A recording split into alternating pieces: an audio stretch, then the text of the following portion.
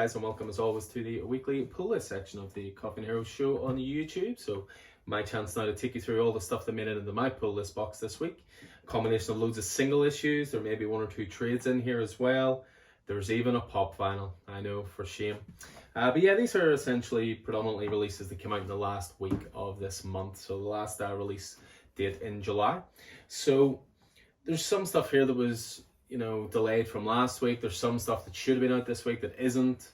So I just keep telling people, when it comes to new releases at the moment, it's only really when we see the invoice on a Friday that we can guarantee they're coming the following week.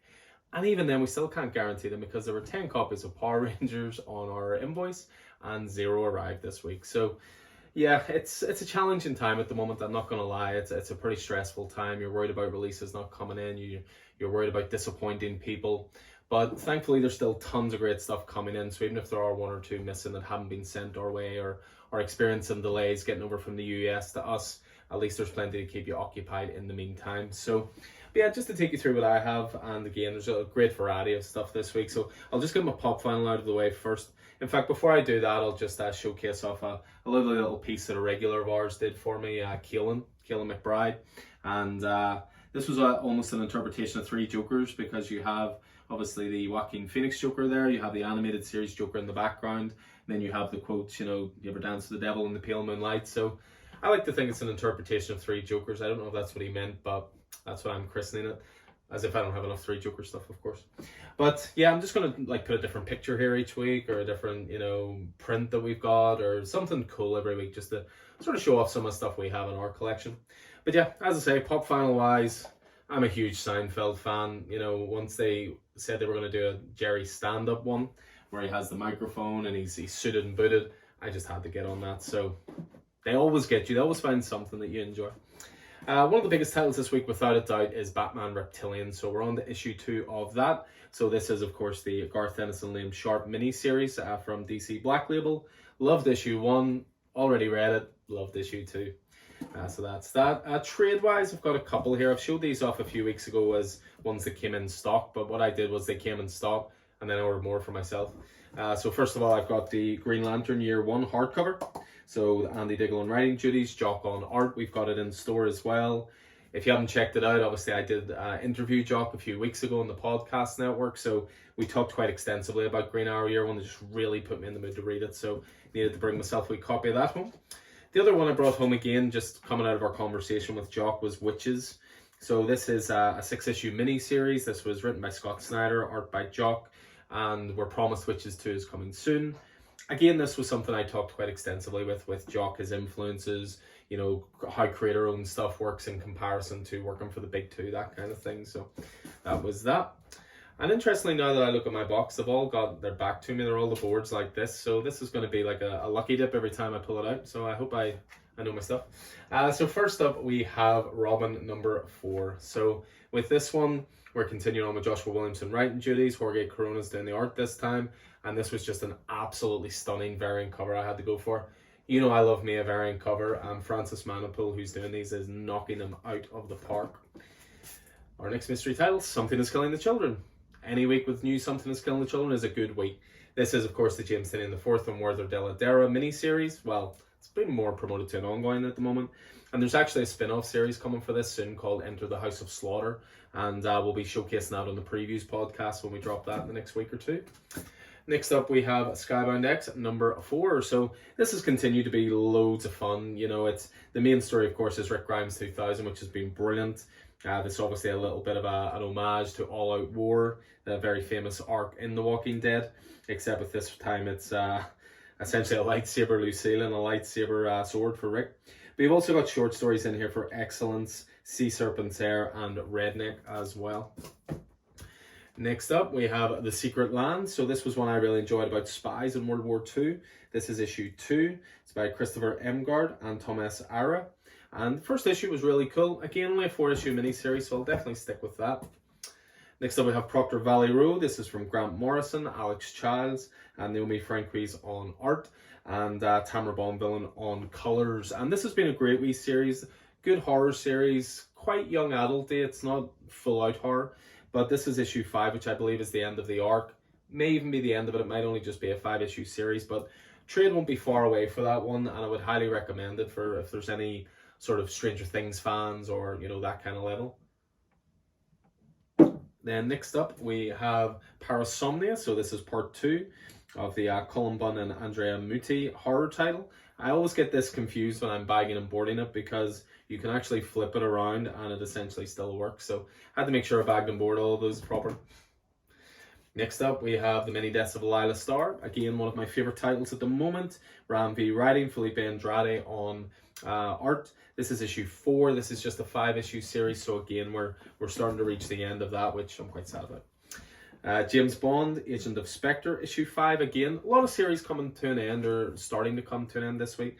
This is the last issue of Agent of Spectre. And then there's going to be a follow-up James Bond series coming soon from Rodney Barnes, which looks cool.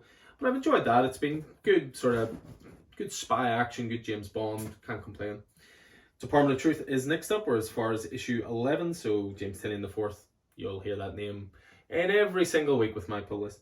Martin Simmons on art as well. So of course, any X-Files fans out there, if you're late coming to the party, get on to it.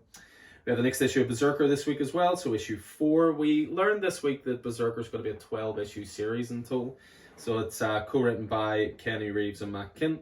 And then you have Ron Garney on art duties for this one. So it's not the best title in the world, if I'm honest, but it's fun, it's brainless, it's, you know, it's switch your brain off. It's junk food comics, if you will. So make of that what you will. Also very gory.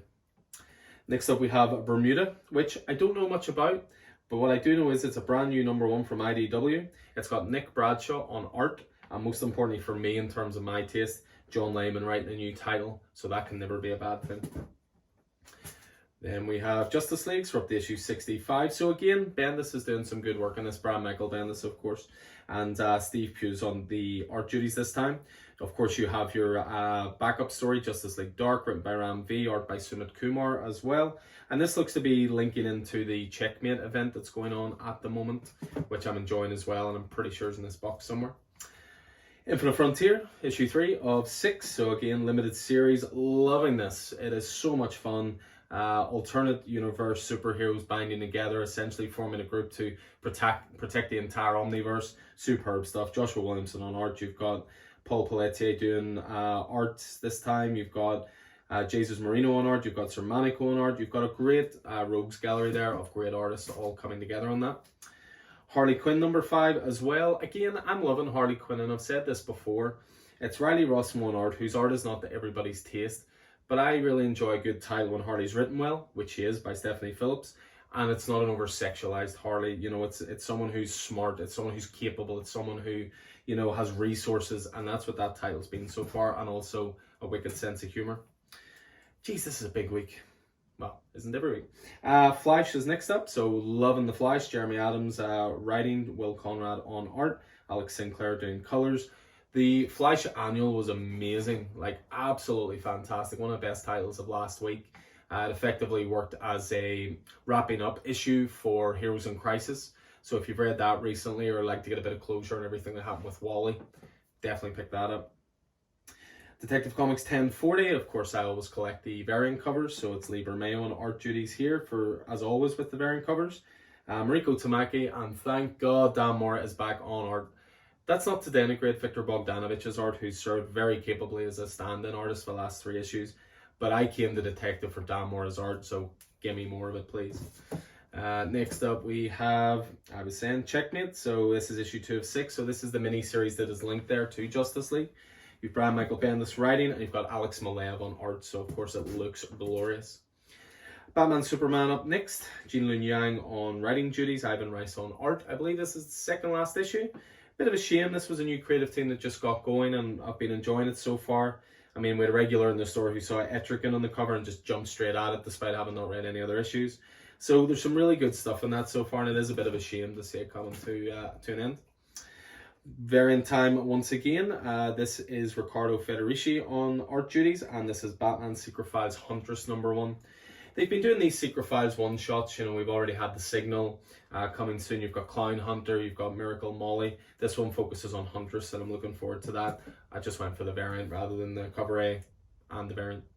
just there. Next up, we have Wonder Woman Black and Gold. So this is issue 2 of the anthology series. Beautiful Terry Dodson cover there. And again, similar to Superman Red and Blue and Batman Black and White. I dig that format. Then you also have Wonder Woman, the main title. And again, we always collect it through variant covers. I believe it's Becky Cloonan doing this one. And she is also writing with Will Conrad on art and Jordi Belair on colors. Next up, we have Teen Titans Academy.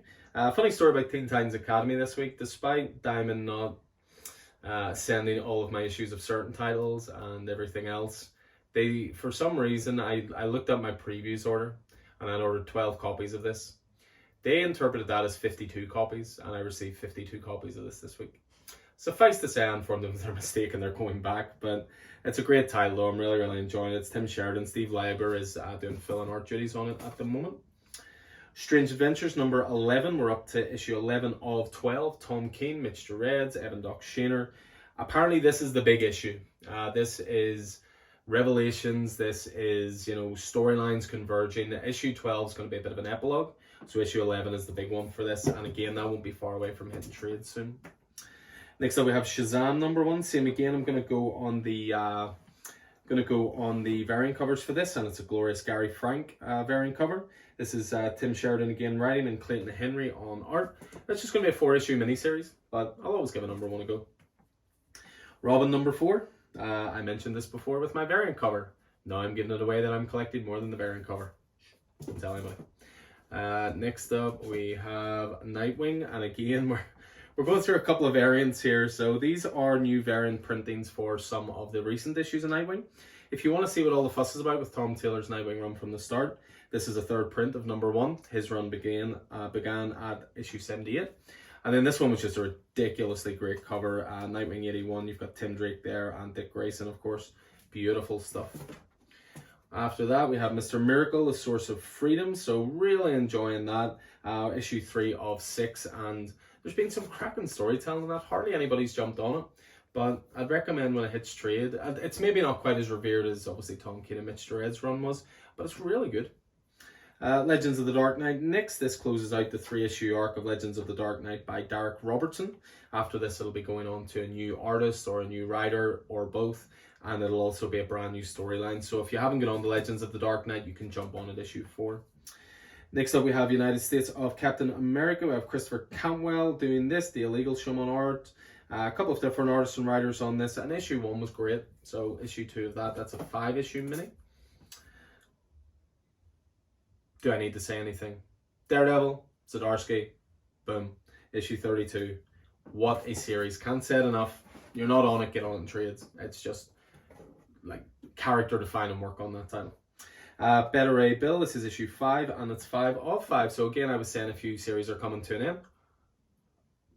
And this is one of them, which I'm a bit sad about. Dana Warren Johnson, of course, and then Mike Spicer on colors for that. Amazing Fantasy number 1. This is a brand new miniseries from Marvel, 1 of 5. This looks very sort of classic Robert E. Howard type storytelling, Conan era, that kind of thing. I'm loving this depiction here of, an old-fashioned hero. It looks like Thor's hammer, Cap's shield. I'm really looking forward to digging into that. It's something a bit different to the Marvel norms. Then we have Nightwing 82. So the other ones I showed you were previous issues. This is this week's new issue. Again, should have been out last week. Again, got delayed. But Tom Taylor, Bruno Redondo on this, and I've already read this, and it is awesome. But title of the week from what I've read so far, which admittedly isn't very much, but this was fantastic. I've read it twice already, which I very rarely do with new issues because I have obviously so much to get through and so many worlds to jump into. But Superman, Son of Kal-El number 1. So Tom Taylor, it's John Timms on art. This was incredible. Now, I am not the biggest Superman guy. I never have been. I think there's only so many interesting things you can do with a character who's basically invulnerable, other than introduce kryptonite or introduce someone he loves being put in danger. I suppose you could add magic to that as well, but there's only so many things you can do. I've always been more of a Batman guy because ultimately at his base level he's human. But this one's focused on Jonathan Kent, who of course is the son of Superman. And this was fantastic. It was brilliant for first-time readers. It gave you an origin. It gave you a reason to care about the character. It showed a scene with him exhibiting his compassion, which is why he has the chance to be even better than Superman. Not that Superman's not compassionate, of course, but You know, he basically has the instinctual, you know, investigative skills of Lois Lane, but all the compassion and power of Superman. And then the issue ends with perfect setup for where it's going from here and what kind of story it wants to tell. Brilliant. I can't recommend that enough. Superman, Son of Kal-El. So that is my pull list for this week. What's on yours? As ever, all those titles are available in store. Just drop us a message if you want to get on board any of those. I should be getting the invoice tomorrow for next week, so hopefully some of the titles that should have been out this week, you know, come to mind straight away. As that Texas Blood should have been this week, Black Cat should have been this week, Barbaric should have been this week. There's quite a few, and hopefully they'll be on their way to us next week. But as ever, I hope you guys enjoyed this. I hope it proves useful as ever to let you know what's coming out. Hope you're staying safe out there, and I'll see you in store. Take it easy.